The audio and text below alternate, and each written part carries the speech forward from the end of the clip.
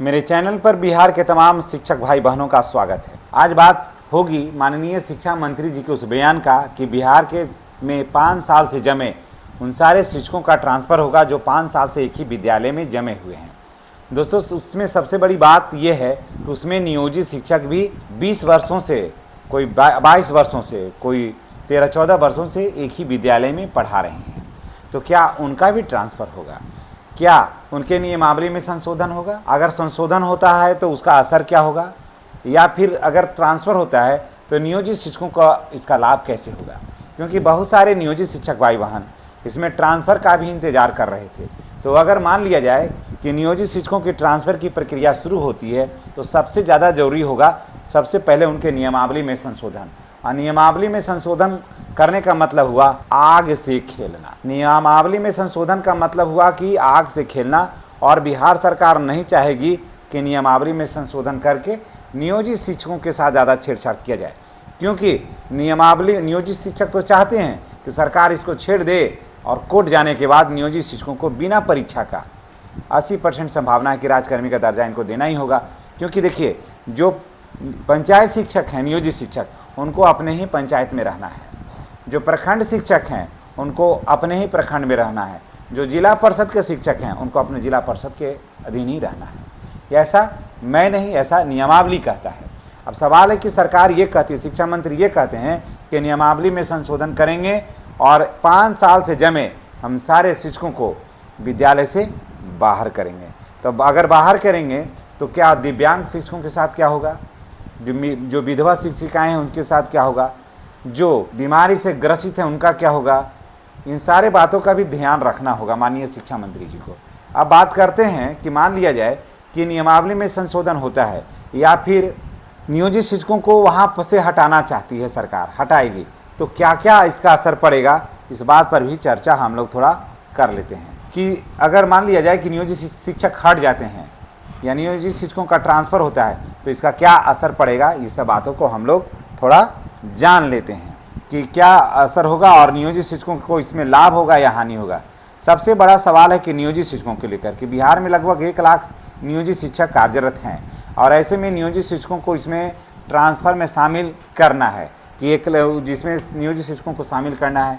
तो सबसे बड़ा सवाल है कि आखिर कैसे शामिल होगा, जब तक कि इनका नियमावली में संशोधन नहीं होगा। नियमावली में संशोधन करने से पूरा सिस्टम ही बदल जाएगा। जब इनको प्रखंड बदल दीजिएगा तो स्वाभाविक है कि राज्यकर्मी हो जाएंगे ये लोग। और जो सारी सुविधाएं हैं जो नियोजित शिक्षक ये शर्त पर रखे थे कि हम लोग उनको बिना परीक्षा का सशर्त राज्यकर्मी का दर्जा दीजिए, तो नियोजित शिक्षकों को तो भाई राज्यकर्मी का दर्जा देना पड़ेगा। तो नियोजित शिक्षक तो चाहेंगे कि आप इसमें संशोधन कर दीजिए और ट्रांसफ़र लेने के लिए, तो फिर नियोजित शिक्षक बिल्कुल तैयार है।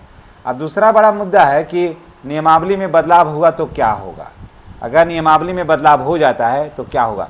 अगर नियमावली में बदलाव होता है तो इसका बड़ा ही बेहतरीन प्रभाव पड़ेगा नियोजित शिक्षकों के सर्विस पर। जी हाँ, उनको बिना परीक्षा का, बिना किसी कठिनाई का सेवा जो है निरंतरता का लाभ मिलते हुए, कालबद्ध प्रोन्नति का लाभ मिलते हुए, स्नातक ग्रेड में प्रोन्नति का लाभ मिलते हुए, प्रधानाध्यापक के पद पर पदोन्नति देते हुए इनको ट्रांसफ़र होगा।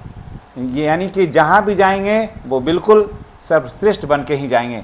इसमें कोई किंतु और कोई परंतु नहीं है।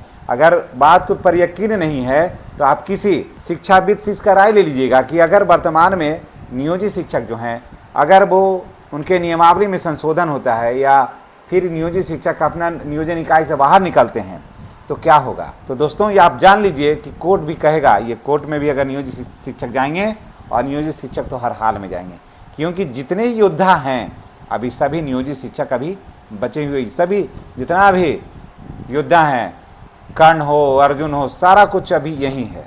इसलिए ये केस और मुकदमा से ये डरेंगे नहीं और ये कोर्ट जाएगा तो स्वाभाविक है कि नियोजित शिक्षकों की ही जीत होगी। अब सवाल यह है कि क्या राज्यकर्मी का दर्जा और पुराना वेतनमान भी मुद्दा बनेगा? तो जी हाँ दोस्तों, बिल्कुल। अगर शिक्षक ट्रांसफ़र होकर के जाते हैं, शिक्षक नियोजित शिक्षकों का नियमावली टूटता है तो वेतनमान भी देना होगा, इनका वेतनमान देना होगा और राजकीय दर्जा भी देना होगा। इनका जो राजकर्मी का जो दर्जा है उसे देना होगा हर हाल में। इसलिए सरकार कभी नहीं चाहेगी कि इस नियमावली में हम संशोधन करें और ट्रांसफ़र का नियम से सबसे बड़ा बदलाव हुआ तो शिक्षक समाज अपनी पुरानी मांगों को काफ़ी मजबूती के साथ उठाएगी, जो सरकार के लिए ये काफ़ी खतरे की घंटी होगी। और सरकार कभी नहीं चाहेगी कि इस नियमावली को छुएं, क्योंकि ये आग का दरिया है और इसे डूब के जाना है। भले आज शिक्षा मंत्री कह रहे हैं, लेकिन आगे का रास्ता इसमें भाई बहुत कठिन है। नियमावली को बदलना उतना आसान काम नहीं है। नियमावली बदल जाएगा तो पूरा सिस्टम ही बदल जाएगा, पूरा सिस्टम बदल जाएगा। तो यानी कि जो पूर्व के शिक्षकों को दे रहे हैं उससे ज़्यादा बेहतर इनको देना पड़ेगा। पूर्व के शिक्षक को तो सब कुछ यहीं दे रहे हैं और नियोजित शिक्षकों को तो भाई आपको वेतन मान देना पड़ेगा। जब नियमावली टूटेगा तो सारे रिश्ते छूटेंगे, समझ गए। विद्यालय भी छूटेगा, सारा कुछ छूटेगा और वो सब कुछ होगा जो नियोजित शिक्षक वर्षों से इंतजार कर रहे हैं। इसलिए जितने भी नियोजित शिक्षक हैं, अगर माननीय शिक्षा मंत्री जी ये कहते हैं कि आपको विद्यालय छोड़ना है, हर हाल में छोड़ना होगा, शिक्षकों को हटाएंगे, तो आपको घबराने की ज़रूरत नहीं है। नियमावली में फिर बदल होता है तो सबसे ज़्यादा फ़ायदा, अभी तक देखिए सबसे ज़्यादा फ़ायदा अगर कुछ भी हो रहा है तो सबसे ज़्यादा फ़ायदा किसी हो रहा है, नियोजित शिक्षकों को हो रहा है। कालबद्ध प्रोन्नति अभी आकर के जो ट्रांसफ़र नीति है ये जाकर के सारे बात मार्गों को में अवरुद्ध पैदा कर दिया है। ना अभी कालबद्ध प्रोन्नति की बात हो रही है, स्नातक ग्रेड की प्रोन्नति की बात हो रही है, ना प्रधानाध्यापक के पद पर पदोन्नति की बात हो रही है।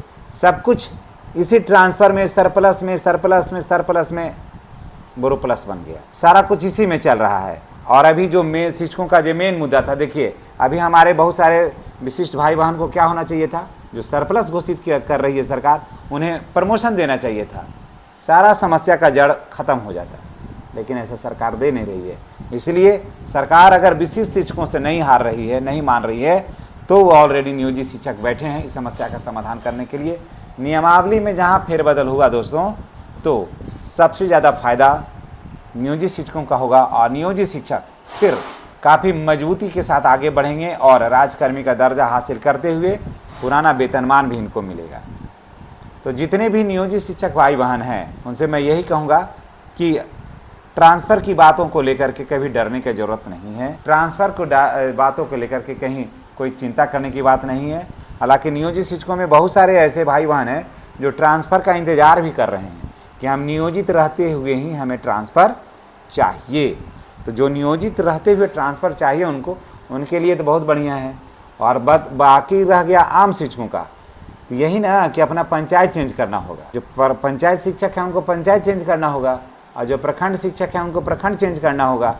तो ये ज़्यादा बड़ी बात नहीं है, लेकिन नियमावली में संशोधन हुआ तो ये बहुत बड़ी बात हो, ये बहुत बड़ी बात हो जाएगी। और बात इतनी बड़ी हो जाएगी कि सरकार को सोचने पर मजबूर हो जाना पड़ेगा कि कहाँ हाथ हम डालें हैं, और सरकार यहाँ पर लूट जाएगी। इसलिए जितने भी नियोजित शिक्षक भाई बहन हैं, तो ट्रांसफ़र को लेकर के डरने की ज़रूरत नहीं है।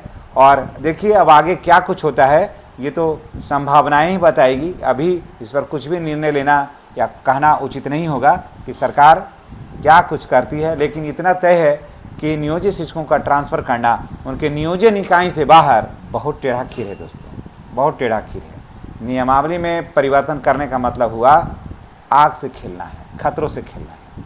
तो चलिए इसी के साथ हम आपसे विदा लेते हैं और नेक्स्ट वीडियो में हमारी और आपकी फिर मुलाकात होगी। चैनल पर नए हैं तो चैनल को सब्सक्राइब करके बेल आइकन को दबाइएगा, क्योंकि नियमावली में परिवर्तन होगा तो नियोजित शिक्षकों को स्नातक ग्रेड में प्रोन्नति, कालबद्ध प्रोन्नति, बिथेरियर और उसके बाद प्रधानाध्यापक या प्रधान शिक्षक के पद पर पदोन्नति, सब कुछ एक झटके में देना होगा। और ये सब बातें मिल करके रहेगी नियोजित। तो इसलिए नियोजित शिक्षक भाई बहन मनाएं, ईश्वर से कामना करें कि नियमावली में संशोधन हो और नियमावली टूटे और हम लोग को जो वर्षों से जो सपना था, जो अरमान था, वो पूरा हो। धन्यवाद। बातें अगर अच्छी लगी हो तो चैनल को सब्सक्राइब करिएगा और वीडियो को अधिक से अधिक आप शेयर करिएगा। धन्यवाद।